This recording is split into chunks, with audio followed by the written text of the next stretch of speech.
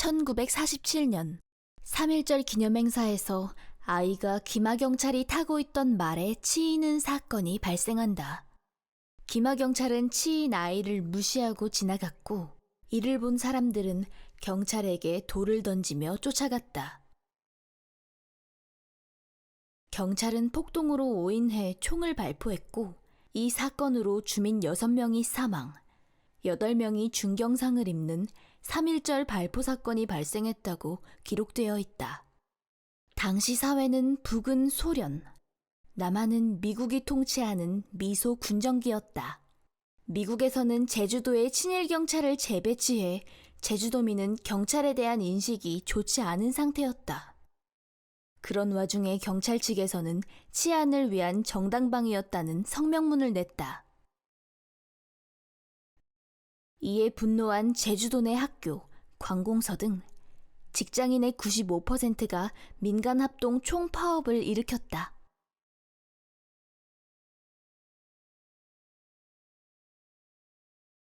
그러자 미 군정은 제주도를 빨갱이의 섬, 레드아일랜드로 지목해 대대적인 탄압을 하기 시작한다. 파업한 경찰들의 빈자리를 응원경찰과 서북청년단이 차지하였고 그들은 무차별 폭행과 고문을 자행했다. 1947년 한 해 동안 2,500여 명의 제주도민이 검거와 고문을 당했다. 1948년 4월 3일 새벽 2시 산과 오름에 봉화가 켜지기 시작한다. 그리고 50 총선거에 참여하지 않겠다는 주민과 무장대는 한라산을 오른다.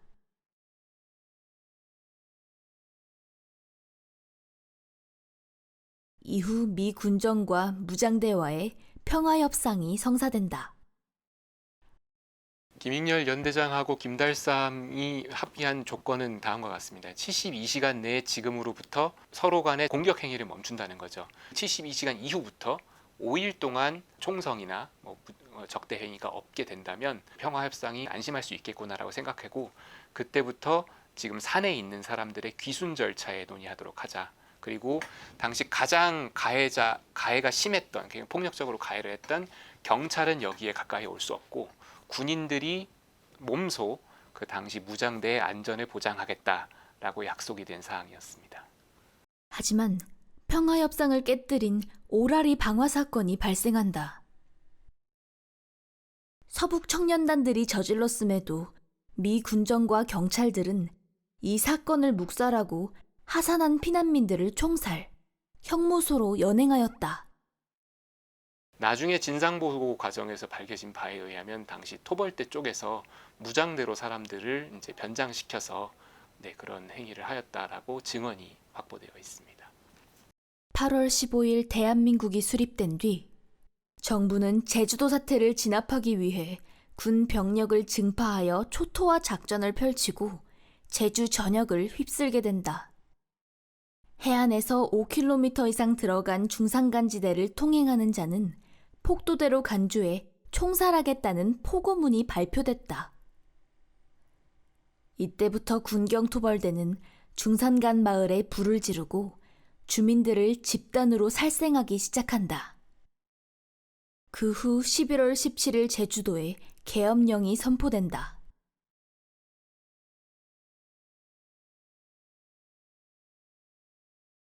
저는 제주시 오라리 연미마을이라고 하는 조그마한 마을에서 태어났어요. 할아버지는 이제 마을 청년들을 보호하다가 그 마을 청년들이 잡혀가면서 할아버지도 아마 같이 잡혀갔나 봐. 흔적이 없이 사라져버리고. 그래서 행방불명이 돼버리고 아버지는 농업고등학교인데 학교 갔다 오다가 이제 어떤 그냥 사복 입은 사람들에 의해 가지고 잡혀갔는데 잡혀가는 것만 뒷모습으로 마을 사람이 봤지 그 다음에는 어디로 어떻게 갔는지 아무리 찾아도 아버지 흔적은 지금까지 찾을 수가 없고 아마 그때 어머니는 임신이 됐었나 봐요. 49년 1월 달에는 막 굉장히 눈도 많이 오고 정말 춥기도 했던 그 굴 속에서 남자 아기를 낳았는데 며칠이 못 가서 먹을 음식들이 없잖아요. 애기 울음소리를 들어서 이제 잡히기만 하면 다 죽을 거니까 밤중에 그 애기 들쳐업고 내려와가지고 그 마을을 감시하러 돌아다니던 보초병에 의해 가지고 어머니가 잡힌 거예요. 엄마가 젖이 안 나와가니까 막 이렇게 하면서 울고 막 하니까 시끄럽다고 거기 있는 보초병이 큰 막대기를 가지고 와서 앞으로 때렸으면 피하기라도 할 건데 뒤로 그냥 후려 쳐버리니까 아기는 떨어져 가지고 진짜로 뼈가 부서지면서 완전 피덩이가 되고 그냥 기고만 다니다가 하늘나라로 가버렸어요. 혼란스러운 상황 속에 무장대로 인한 피해도 존재했다.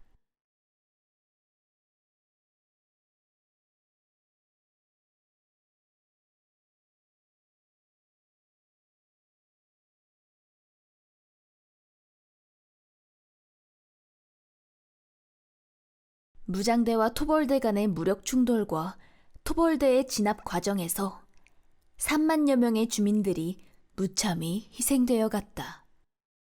1954년 9월 21일 한라산의 금족 지역이 개방됨으로써 4.3 사건은 발발 이후 7년 7개월 만에 막을 내리게 된다.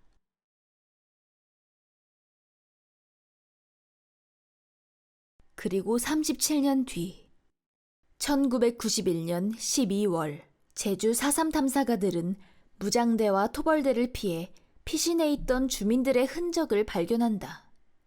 촬영 카메라를 들고 굴에 들어갔는데 굉장히 불빛이 약해요. 약하면서 보니까 이제 유해들이 다 가지런히 누워있는 상태이고 또 더 깊이 들어가면 항구가 헝클어진 채 이제 있는 유해 항구가 있어요. 그래서 총 11항구의 유해인데 처음 들어갔을 때 굉장히 방 같은 얕고 이제 굽어야 들어갈 수 있고 얕으면서 서 있지 못해요. 그 모습을 보니까 건 보자마자 4.3 당시 유해다라는 게 딱 직감이 됐고 왜냐면 그때 피난민들이 그렇게 굴에서 많이 살았었으니까 그리고 그분들이 살았던 생활용품들이 다 고스란히 남아있더라고요.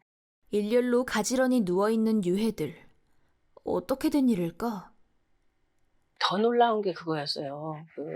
헝클어지거나 뭐 이렇게 했으면 그냥 자연히 그냥 그 학살이다라고 생각을 했을 텐데 나중에 알게 된 것은 그 굴을 알고 있는 다른 분이 그 질식사한 그 분들을 다 일렬로 이렇게 눕힌 상태에서 나왔노라고 하는 증언이 있어가지고 그 내용들을 알게 되었죠.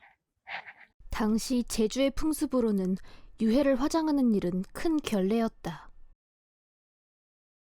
그러나 공개 이후 많은 관들이 개입되면서 유가족들은 아무런 힘없이 유해를 화장하게 되었다. 희생자들은 7년 7개월이란 시간 끝에 억압에서 해방되었지만 고통은 지속되었다. 연좌죄와 국가보안법의 족쇄가 유가족들을 얽어매었고 고문 피해로 인한 정신적 상처가 아물지 않았다. 2000년 제주 4.3 특별법 선포를 시작으로 2006년 10월 30일 노무현 대통령이 제주 4.3 사건 피해자들에게 사과함으로써 폭도로 취급받던 희생자들이 제주 4.3 사건의 생존 희생자로 뒤바뀌어 명예회복이 시작되는 계기가 되었다. 제주 4.3 사건 발발 이후 75년이 지났지만 학살로 인해 사망한 희생자들의 유해 발굴은 여전히 진행되고 있고 아직 제주 4.3 사건은 끝나지 않았다. 20대에 많은 꿈들이 있잖아요. 그 꿈들이 거기에서 이제 계속 그 실패 아니면 좌절 이런 걸 억압 이런 쪽으로 가다 보니까 4.3도 청년들이 다 같이 들고 일어선 게 아닌가 싶거든요. 그래서 지금의 20대나 10대의 그런 좌절, 그다음 실망 이런 것들이 그때 당시하고 연결을 지어서 생각을 한다면 거의 같은 거예요. 나의 20대와 그때의 20대를 생각하면서 4.3을 바라본다면 아마 더 가깝게 느껴지지 않을까 이런 생각을 합니다. 단순히 이념의 틀에서 여기가 먼저 잘못했다, 여기에 책임은 여기에 있었던 것이 아니냐, 이렇게 단편적으로 생각하지 말고 그 당시의 시각으로 나의 가족들이 당하고 있는 어려움과 고초에 대해서 항의하기 위해서 무기를 든 사람들이 결국은 그 무기를 들었다는 이유만으로 제주 도민의 전 10%가 몰살당해버리는 그런 안타까운 결과를 가지고 왔다는 점, 그 점을 기억해 주셨으면 저는 좋을 것 같습니다.